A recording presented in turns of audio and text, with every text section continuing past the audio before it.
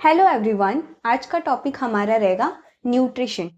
ये जो nutrition term है ना, ये हम वहाँ पे सुनते हैं जब हमारी बॉडी की बात होती है। दैट मीन्स जिम हो गया, या आप कभी बॉडी चेकअप के लिए जा रहे हो तो वहाँ पे हम सुनते हैं, मैडम या सर आप प्लीज़ अपने न्यूट्रिएंट या न्यूट्रिशन पे ध्यान दीजिए, बैलेंस डाइट रखिए। तो ये होता क्या है, वाई इट इज़ इम्पॉर्टेंट, ये हम समझेंगे। तो सबसे पहले कुछ भी चीज़ समझने से पहले हमें उसके टॉपिक या वर्ड के बारे में समझना चाहिए। जैसे कि एक होता है न्यूट्रिशन और एक होता है न्यूट्रिएंट। आई होप दिखता होगा। यस। तो न्यूट्रिशन और न्यूट्रिएंट में बहुत ज़मीन आसमान का फ़र्क तो होता है। चलो उसे देख लेते हैं। तो सबसे पहले न्यूट्रिशन ये एक प्रोसेस होता है जहाँ पे हम हेल्दी फूड खाते हैं, not the one which cause diseases और fat in your body. That is healthy food. Fat से मेरा मतलब है जंक फूड वाला फैट। ओके। अब आता है न्यूट्रिएंट।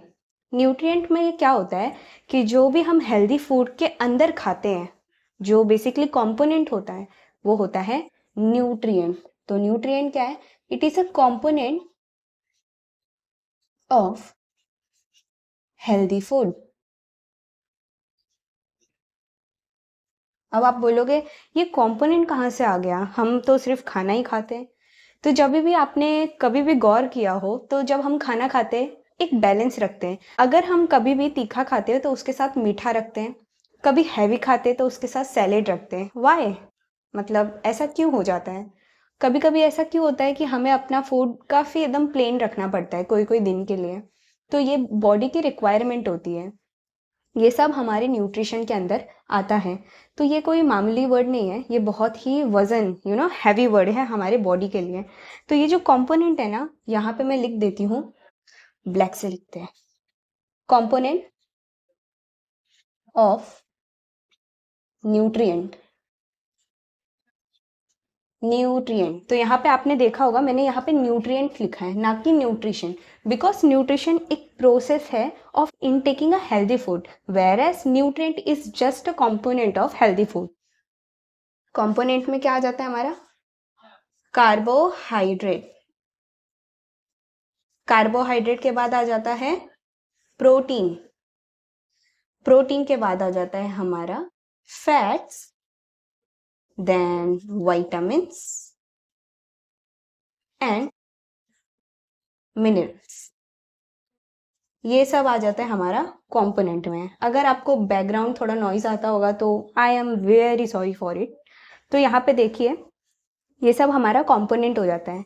अब यहाँ पे हम देखेंगे कि तीन चीज और इम्पोर्टेंट होती है हमारे बॉडी के लिए। That is water, roughage, rough और एज। इट इज नॉट लाइक कि रफ का बुक है वो ओल्ड हो चुका है, ऐसा नहीं है, ठीक है। And the third one is ORS। ये वो टर्म है जब इमरजेंसी में काफ़ी यूज़ होता है।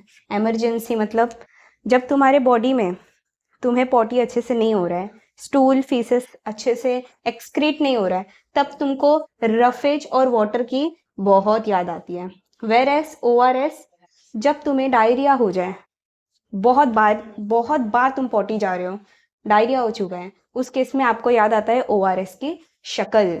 तो ये सब बेसिकली मैंने आपको ओवरव्यू दिया है। डिटेल हम आगे के वीडियो में देखेंगे। ऑल्सो इनके टेस्ट भी देखेंगे कि कार्बोहाइड्रेट है उस फूड में, तो कैसे हम उसके बारे में पता लगाएंगे। It is a common thing, ये आपको पता होना चाहिए साइंस के फील्ड में और कोई भी फील्ड हो, because it is related to your body. So make your body fit, strong, healthy by taking this knowledge. Also एक पॉइंट ऐड करना चाहूंगी जाते जाते कि ये जो हमारे न्यूट्रिएंट है, जब हम हेल्दी फूड खा लेते हैं तो इससे होता क्या है बॉडी में। तो सबसे पहले हमारे बॉडी फिट रहती है। हमारे बॉडी को फिटनेस चाहिए, तो उसके लिए हम क्या करते हैं, हेल्दी फूड खाते हैं। सेकंड क्या है? That is energy. Then disease is free. अगर तुम्हें अपने बॉडी में कम वायरस वगैरह, बैक्टीरिया वगैरह चाहिए, अच्छे फूड खाना स्टार्ट कर दो। क्यों करोगे? आप बोलोगे मैं क्यों करूँ, मुझे तो बहुत सारे जंक फूड खाना ही पसंद है। तो मैं आपको बता दूँ, ये हम नेक्स्ट लेक्चर में सब देखेंगे। फिर आप रोना नहीं कि मैम मैंने तो बहुत ही गंदा चीज़ किया है लाइफ में। ही मजाक कर रही थोड़ा सा। डिसीजेस हो गया, एनर्जी हो गया, फिटनेस हो गया, और क्या क्या हो सकता है आपके बॉडी में, दैट इज ग्रोथ।